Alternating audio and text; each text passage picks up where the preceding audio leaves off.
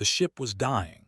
Ambassador could feel it in the way the metal groaned around him, in the flicker of lights that came and went like a weak heartbeat.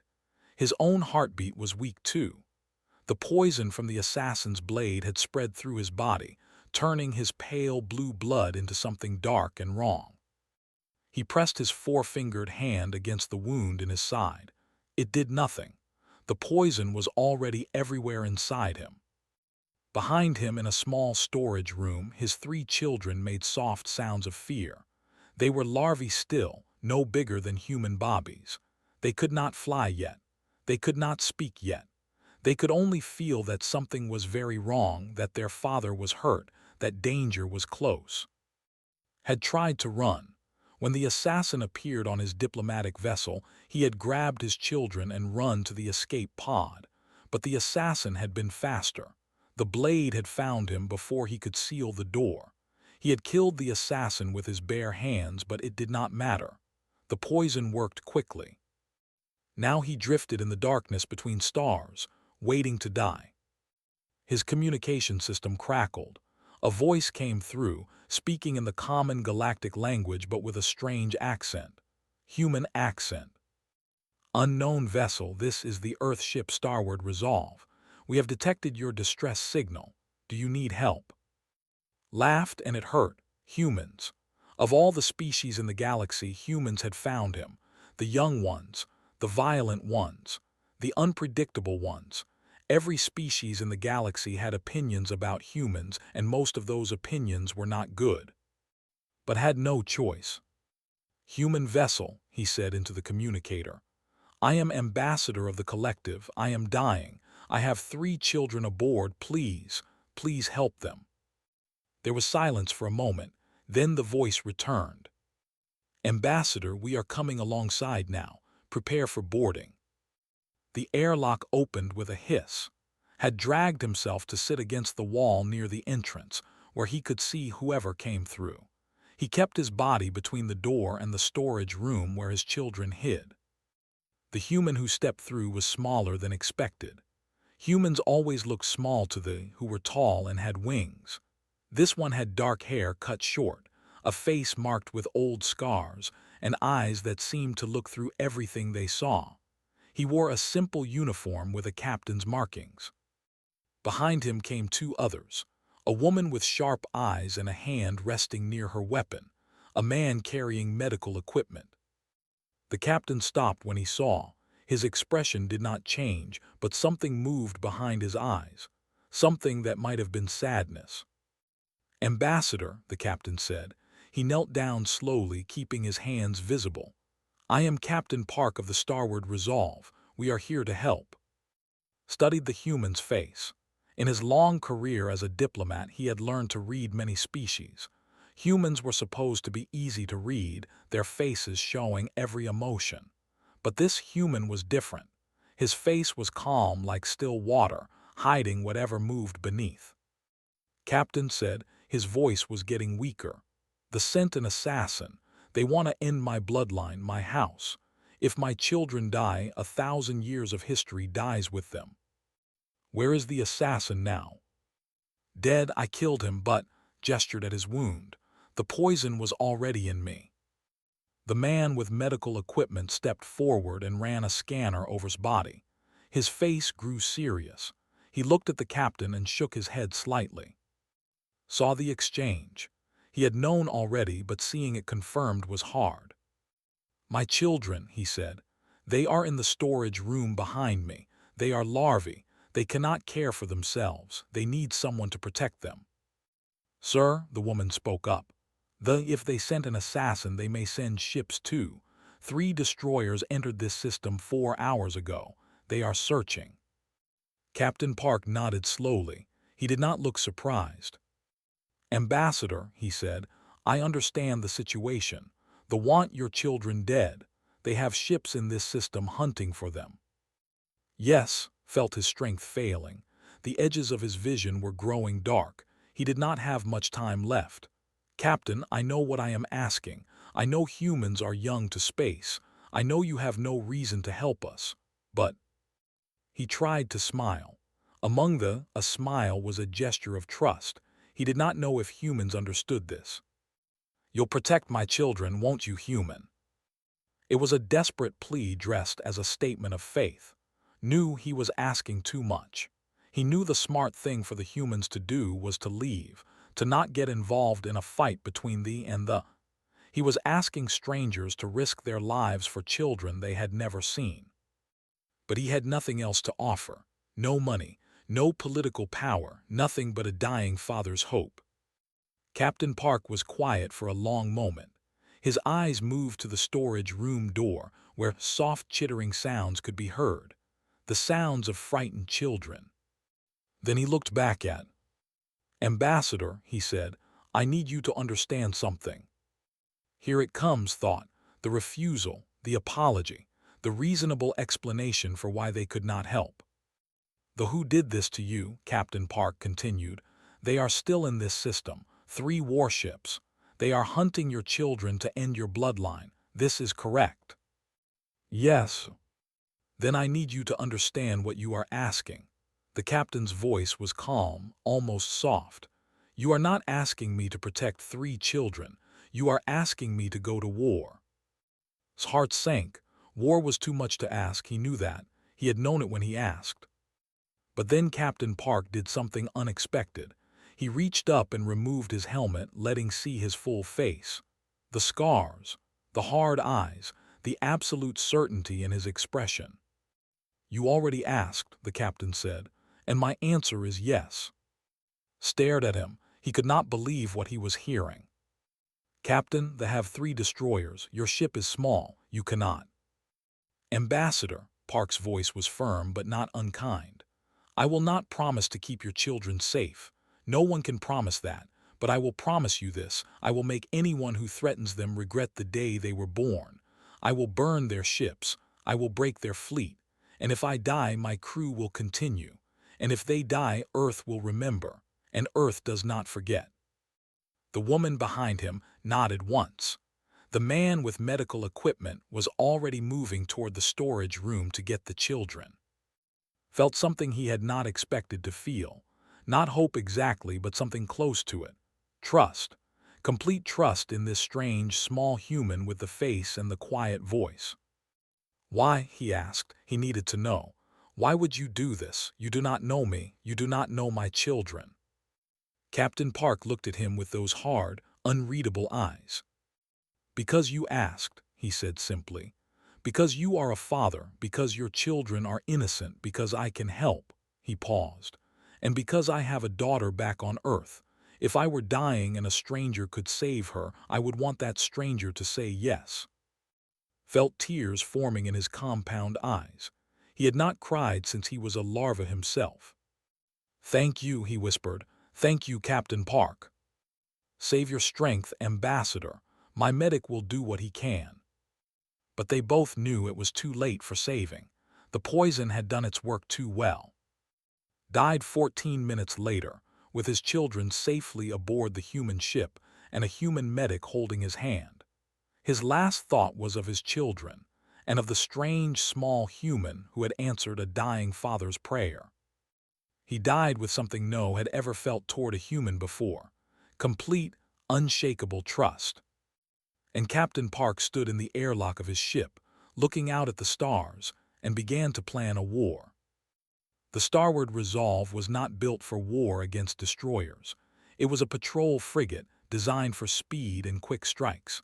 Against 1 destroyer it might have had a chance. Against 3, the odds were impossible. Lieutenant stood at the tactical station and looked at those odds. The numbers on her screen told a simple story. They should run. They should use their speed to escape the system. They should deliver the children to safety and let politicians handle the rest. She looked at her captain.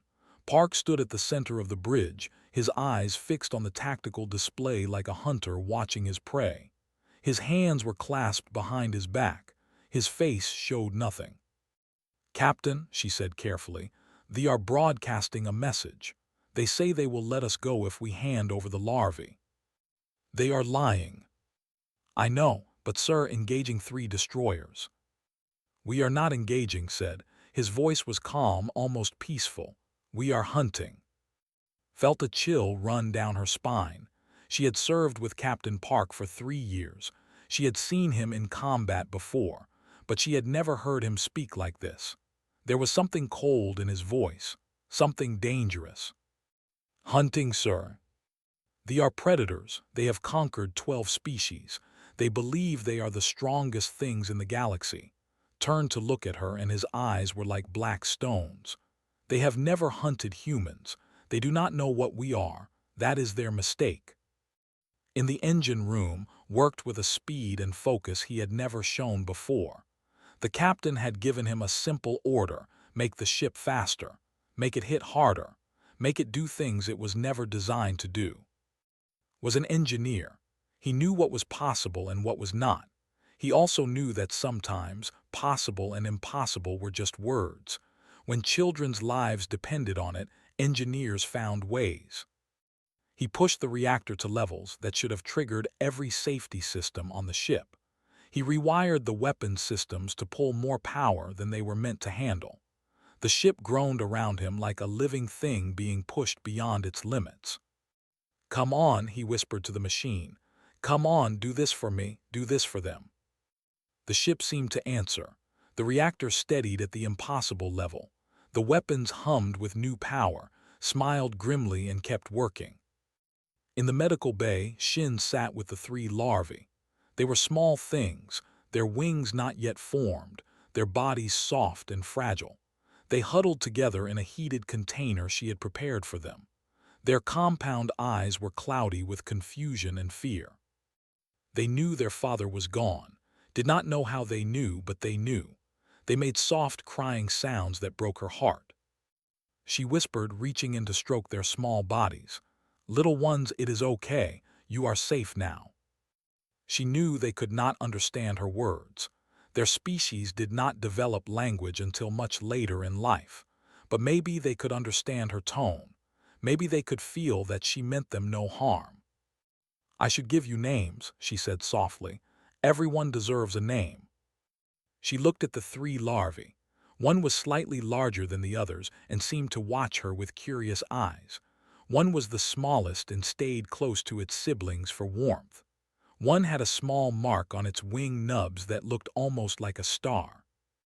"I will call you," she said to the largest one.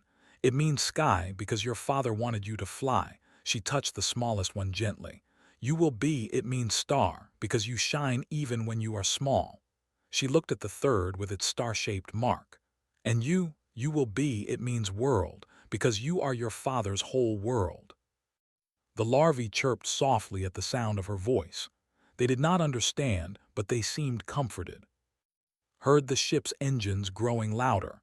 She felt the vibration of the vessel changing course. The hunt was beginning. "Do not worry," she told the children. "The captain made a promise, and humans do not break promises to children." The first destroyer found them near the asteroid belt. Its captain was named, a veteran of 30 campaigns.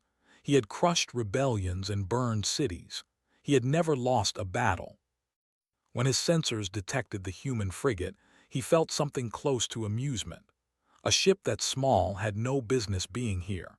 It was like a small animal wandering into a predator's den. "Open communications," ordered. "Tell them to surrender the spawn. If they comply, we may let them live." His officer sent the message. There was no response. "They are running," the officer reported, "moving deeper into the asteroid belt." Made a sound of contempt. "Follow them, drive them out. There is nowhere to hide." His ship moved into the asteroid field, its powerful sensors cutting through the darkness and debris. The human vessel was small and fast, but it could not escape forever. The asteroid belt would end, and then the chase would be over. Minutes passed. The human ship stayed just ahead of them, never quite in weapons range, never quite escaping. Began to feel irritated. These humans were wasting his time. "They are slowing," his officer said suddenly. "Their engines are failing." Smiled finally. "Close the distance, prepare weapons." The destroyer moved forward eagerly. The human ship drifted ahead of them, its engines flickering weakly. It looked dead in space, helpless, waiting to be destroyed. Should have wondered why a ship that had been running so well suddenly broke down. He should have questioned the timing, but his pride told him that this was natural. Of course, the inferior human ship had failed. Of course, they had pushed it too hard trying to escape. He did not see the trap until it closed around him.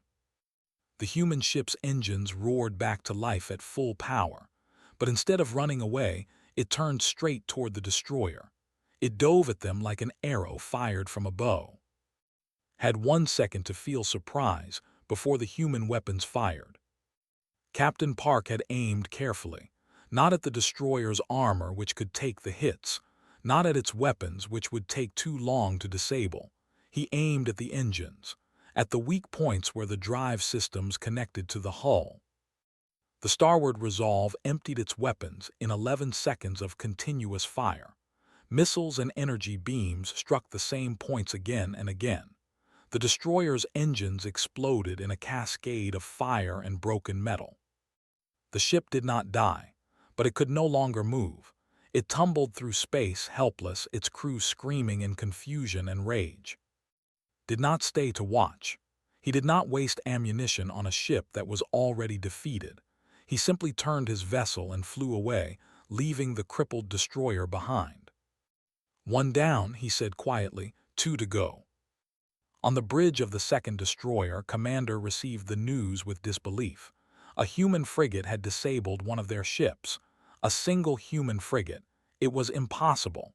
It was shameful. "Find them," snarled. "Find them and destroy them. No mercy, no survivors." But finding the human ship was harder than he expected. It moved through the asteroid belt like a ghost, appearing and disappearing. His sensors would detect it, and then it would be gone, like it was playing with them, like it was hunting them. Began to feel something he had not felt in years of combat, something cold in his chest, something close to fear. The humans were not running. They were waiting. On the Starboard Resolve watched the second destroyer moving through the asteroids. She had learned something important from the first battle. They were confident. They believed they were the hunters. They did not know how to be prey. "They are separating from the third ship," she reported. "The third destroyer is holding position at the edge of the belt." Nodded. "Good. We take them one at a time. The same tactic will not work twice, so we need something new." "What did you have in mind, sir?" The captain looked at the tactical display. A small smile crossed his face. "We give them what they want," he said. "We let them catch us." 6 hours later, the second destroyer exploded. Not completely, had aimed for the weapon systems this time, leaving the crew alive but helpless. Another ship tumbling through space, unable to fight, unable to help. The third destroyer did not wait to meet the same fate.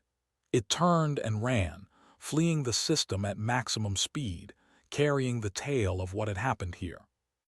In the medical bay, held the 3 larvae close and listened to the engines humming peacefully.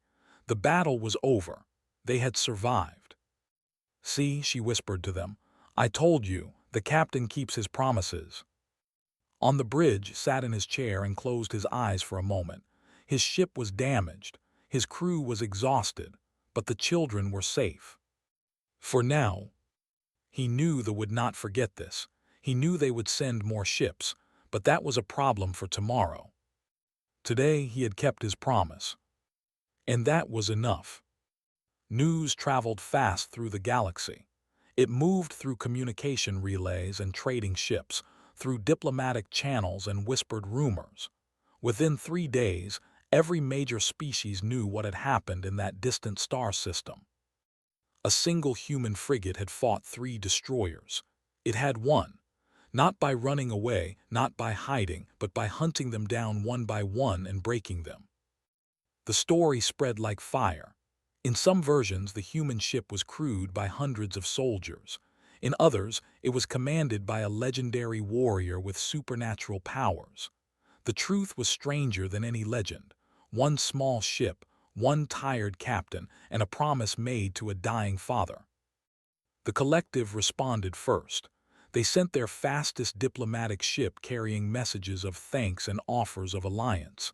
They had never thought much of humans before. They were young, violent, and seemed to solve every problem by hitting it. But now they were seeing humans differently. The Galactic Council demanded explanations. How had humans developed such effective combat tactics? Were they planning to become conquerors? Should the other species be worried? The Empire sent protests through official channels and assassination orders through unofficial ones. Captain Park was now a wanted criminal in space. The price on his head was enough to buy a small planet. Did not care about any of this. He sat in his captain's chair, watching the stars slide past, thinking about the 3 small larvae in his medical bay. They were what mattered. Everything else was just noise. "Captain," said from her station, "we are being hailed. Vessel cruiser class, they want to come alongside." "How far are we from space?" 2 days at current speed. Considered. His ship was damaged, his crew exhausted. If the vessel was hostile, they would have trouble fighting. But they had no reason to harm them, and the children needed to reach their people. "Let them approach," he said, "but keep weapons ready."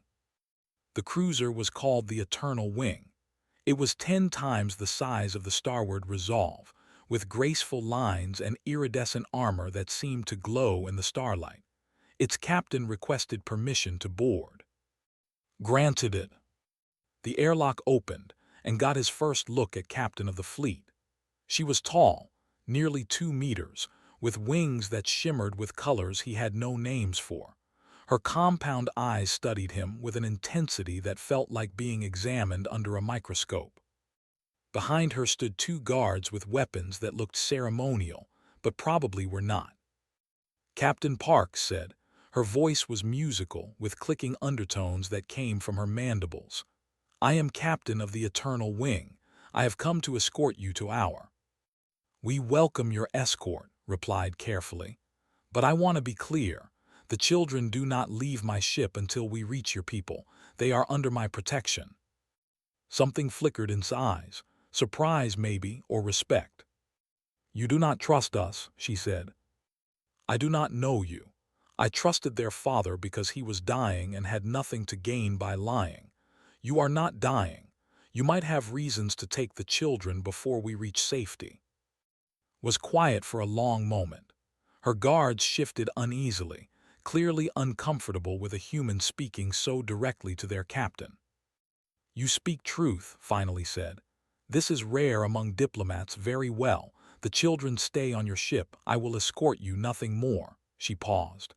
"May I see them, the children of Ambassador?" Considered. There was something in her voice that sounded genuine, something that sounded like grief. "Did you know the Ambassador?" he asked.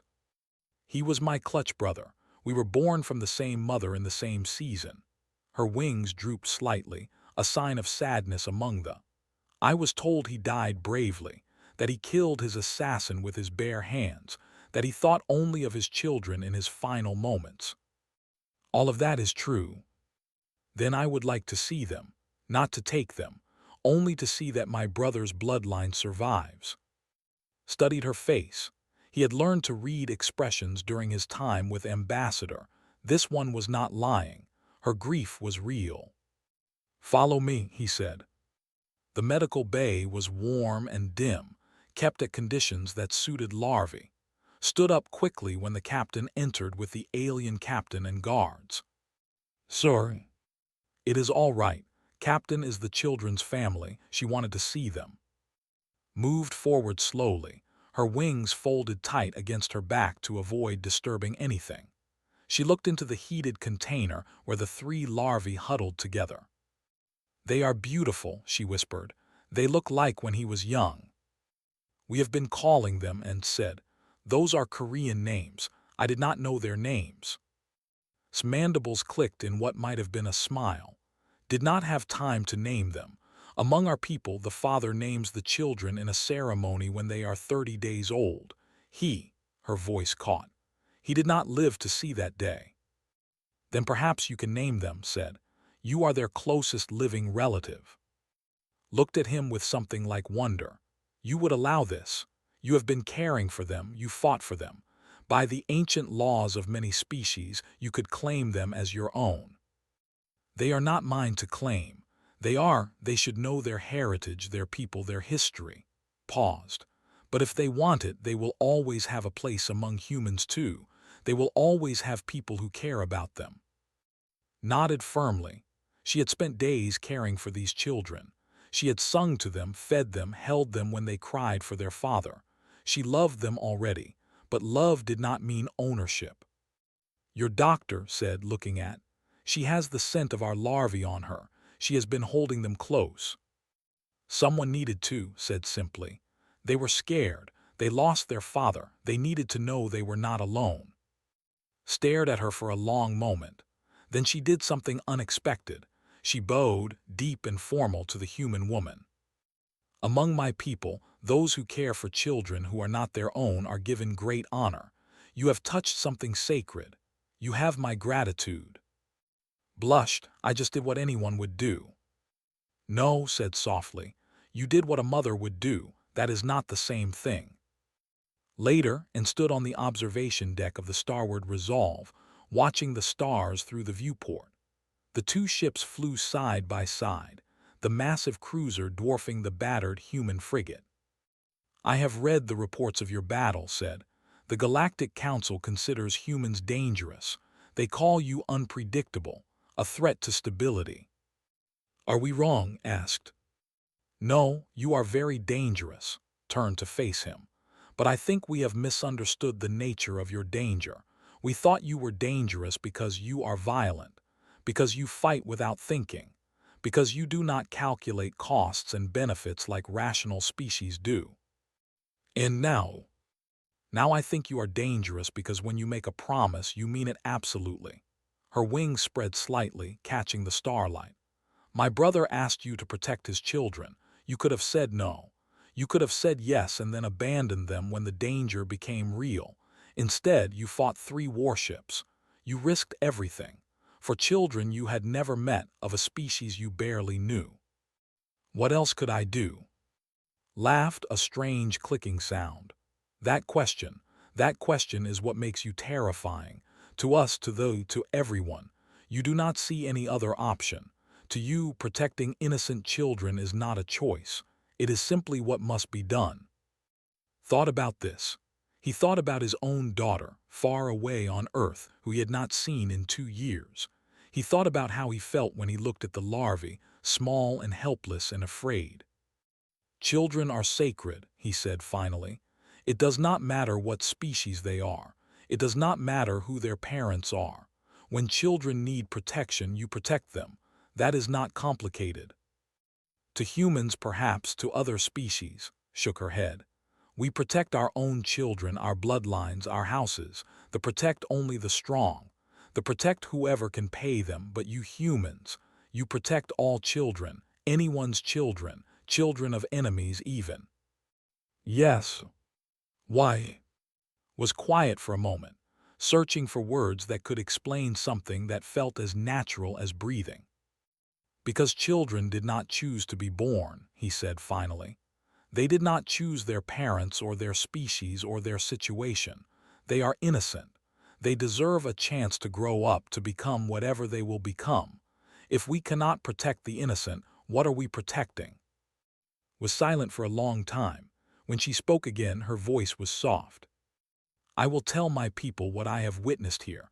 I will tell them that humans are not what we thought, not simple warriors, not reckless destroyers. She placed her 4-fingered hand on his shoulder. I will tell them that humans are the guardians of the innocent, and that the galaxy should be grateful. Smiled slightly. That might be giving us too much credit. No, said firmly, I do not think it is. She returned to her ship, and the 2 vessels continued their journey toward space.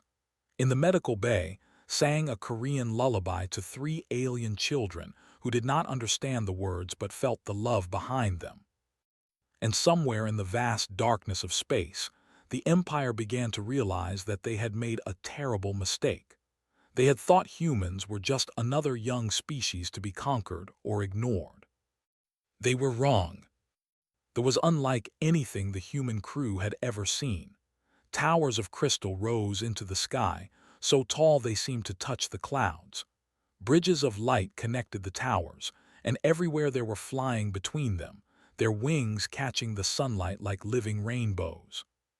The planet's gravity was lighter than Earth's, and the humans found themselves walking with strange, bouncing steps. The air smelled sweet and unfamiliar.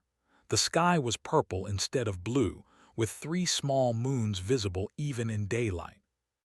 Captain Park walked through the capital city with his crew behind him, kept her hand near her weapon out of habit, though they had been welcomed as honored guests, looked around with the wonder of an engineer seeing impossible architecture, and carried the 3 larvae in a special container, refusing to let anyone else hold them.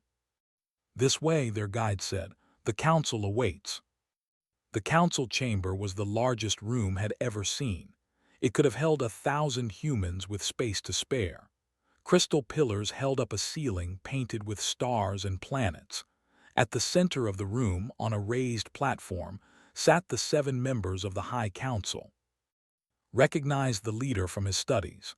High Counselor was ancient, her wings faded to pale silver, her eyes clouded with age but still sharp with intelligence. She had ruled the collective for over 200 years. The human delegation stopped at the edge of the platform. Around them, thousands of watched from galleries and balconies. The entire room was silent. "Captain Park of Earth," said, her voice surprisingly strong for her age, "you stand before the collective as the one who saved the children of Ambassador. What say you?" Stepped forward. He was very aware of how small he looked in this room of giants, how fragile his crew appeared next to beings who could fly. "High Counselor," he said, "I did what any person should do. The ambassador was dying. His children were in danger. I had the ability to help. There is nothing special about this."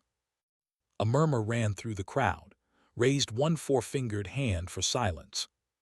"We have studied your species for many years," she said. "We your wars, your violence, your endless conflicts with each other. We decided you were dangerous but manageable, best kept at distance until you became more civilized." She leaned forward, her ancient eyes fixed on. "We were fools." The crowd stirred again. This was not what anyone expected to hear from their High Counselor. "Your capacity for violence is not what makes you remarkable," continued. "What makes you remarkable is what you are willing to be violent for." Captain Park did not know Ambassador. He had no treaty obligation, no promise of reward, no strategic reason to help.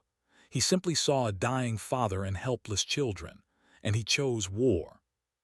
She stood, her wings spreading despite her age. "This is what we failed to understand about humanity. You do not fight because you enjoy fighting. You do not conquer because you desire power. You fight for those who cannot fight for themselves.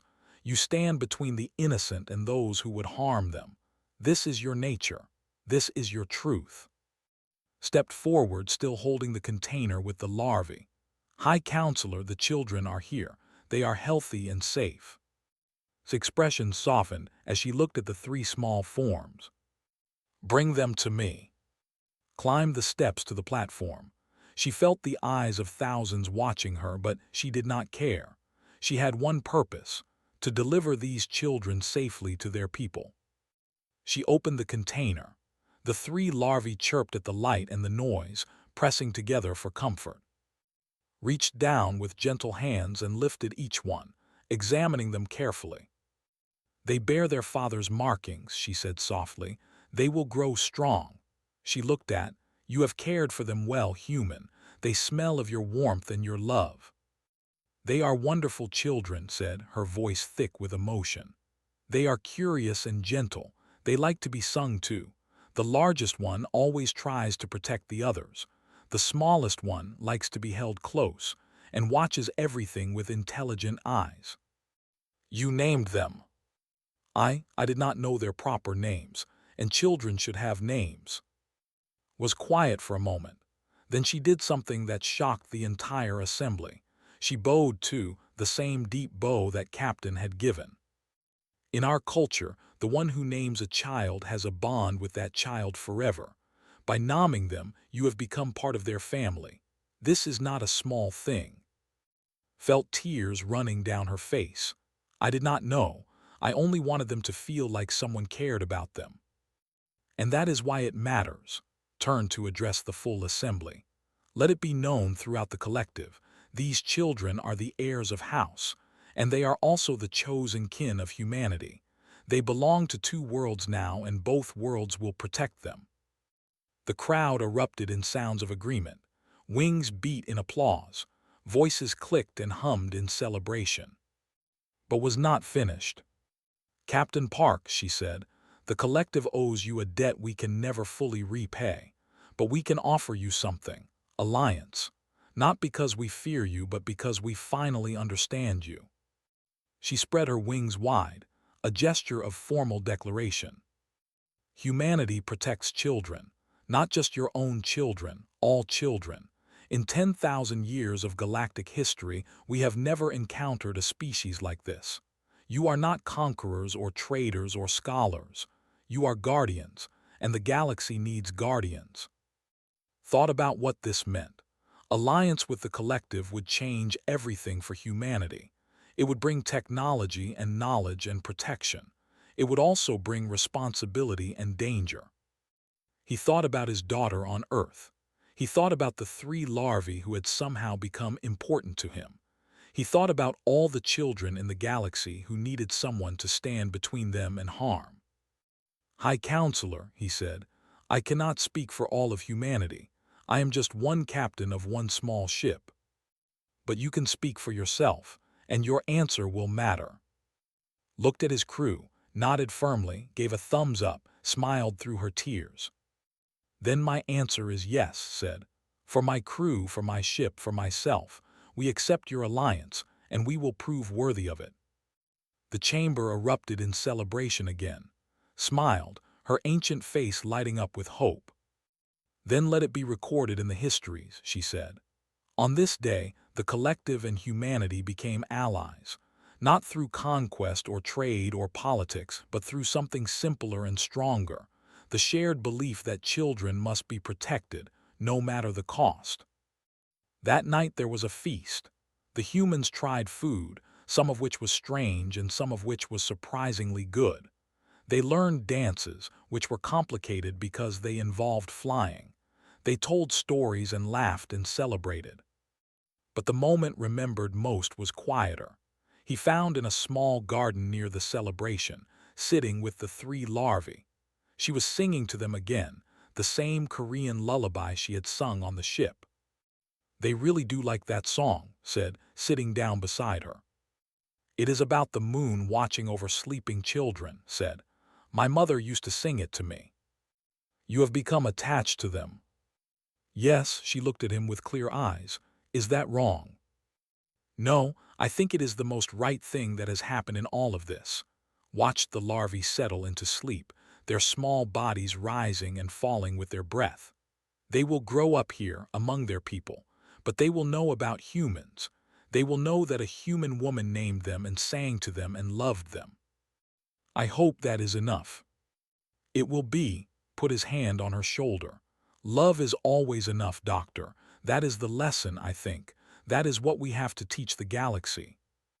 Leaned against him, and they sat together in the alien garden under the purple sky, watching 3 small children sleep peacefully for the first time since their father died. The alliance between humans and would change the galaxy in ways no one could predict. Wars would be fought, treaties would be signed, history would be made. But it all started here, in this quiet moment, with 3 sleeping children and 2 humans who had decided to care about beings they had never met. This was humanity's gift to the universe, not weapons or technology or conquest. Just love. Just the simple, stubborn, impossible love that made humans fight for children who were not their own. And the galaxy would never be the same. 15 years had passed since that day on the dying ship. 15 years since a desperate father asked a stranger to protect his children. 15 years since the galaxy began to change. The human alliance had grown into something no one had imagined. What started as a promise between one captain and one dying ambassador had become a force that shaped the entire region of space. The Empire, once feared by all, had retreated to its core worlds after years of losses. Species that had ignored humanity now sought their protection. And the three children had grown. Stood tall now, his wings fully developed and strong, their colors matching his father's. He had studied diplomacy and war, learning from both teachers and human instructors. He understood both worlds because he belonged to both. Had become a scientist, working on technologies that combined knowledge with human creativity. She was small for her species, just as she had been as a larva, but her mind was vast. Had surprised everyone by joining the Alliance military. He flew a fighter craft alongside human and pilots, the star-shaped mark on his wing now a symbol that his squadron wore with pride. Today was a special day. Stood before the Galactic Council as the newly appointed ambassador of the collective to humanity. He wore formal robes in the colors of his father's house, and around his neck hung a small crystal containing a recording of his father's voice. The council chamber was even more crowded than it had been 15 years ago. Representatives from dozens of species filled the galleries. This was no longer just a matter. This was galactic history. Beside stood Admiral Park. His hair was gray now at the temples, and he walked more slowly than he once had. But his eyes were the same, hard and steady, missing nothing. He wore the dress uniform of the Alliance fleet, covered with medals from battles that the history books would remember. And beside the Admiral stood Dr. Shin, no longer young but still carrying herself with the same quiet strength. She had spent 15 years working with children, becoming the leading expert on cross-species child development. She had never married, never had children of her own. When people asked why, she smiled and said she had 3 children already. High Counselor was gone now, passed away peacefully in her sleep 5 years ago. The new High Counselor was younger, but she had been there 15 years ago. She remembered. Ambassador of House, the High Counselor said, "You may address the assembly." Stepped forward. His wings spread slightly with nervousness, then settled. He looked out at the crowd, at the thousands of eyes watching him. 15 years ago, he began, my father died on a broken ship in empty space. He was poisoned by an assassin. His last moments were filled with fear, but not fear for himself. He feared for us, for his children, for the 3 larvae who could not fly or speak or protect themselves. The chamber was completely silent. In his final moments, he met a human, a stranger from a species we knew little about, a species many considered dangerous and primitive. Paused, letting the words settle. My father asked this human a question. He smiled because smiling is how show trust, and he said, "You'll protect my children, won't you, human?" Turned to look at. The old admiral stood straight and still, his face showing nothing, but standing beside him had tears on her cheeks. My father expected nothing, continued. He hoped for mercy. Perhaps he hoped the human would at least try before giving up. He could not have imagined what would actually happen. The young ambassador's voice grew stronger. Captain Park did not just agree to protect us. He did not just try his best and accept whatever outcome came. He declared war on the Empire. He hunted 3 destroyers with a single frigate. He broke their ships and burned their confidence and made them run. A murmur passed through the crowd. Everyone knew the story, but hearing it told by one of the children themselves was different. And he was not alone. Dr. Shin held us when we cried. She named us. She sang to us in her human language, songs we could not understand but whose love we could feel. Lieutenant stood guard over us while battles raged. Engineer kept the ship running when it should have fallen apart. Spread his wings wide, a gesture of emphasis and emotion. My father asked if a human would protect his children. He never expected the answer, because the answer was not simply yes. The answer was, I will die first. I will burn worlds first. I will make the stars themselves weep before I let harm come to these children." The chamber erupted in sounds of amazement and approval. Wings beat, voices clicked and hummed. Even the non-species in attendance seemed moved. But was not finished. He raised his hand for silence. "I have spent my life studying humans. I have lived among them, learned from them, flown beside them in battle, and I have come to understand something that the galaxy still struggles to see." He turned to address not just the council, but the entire assembly. Humanity's capacity for violence is not what makes them special. Many species are violent. They were violent and they were defeated. What makes humans special is what they are violent for. Walk to where stood. The old admiral looked at him with eyes that held 15 years of memory. "Humans protect children," said. "Not just their own children, not just children of allied species. All children, any children, they cannot help it. It is in their nature, deeper than instinct, stronger than reason.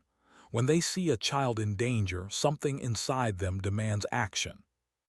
He placed his four-fingered hand on shoulder. The same gesture had made 15 years ago. Admiral Park did not protect us because we were valuable. He did not do it for political advantage or money or fame.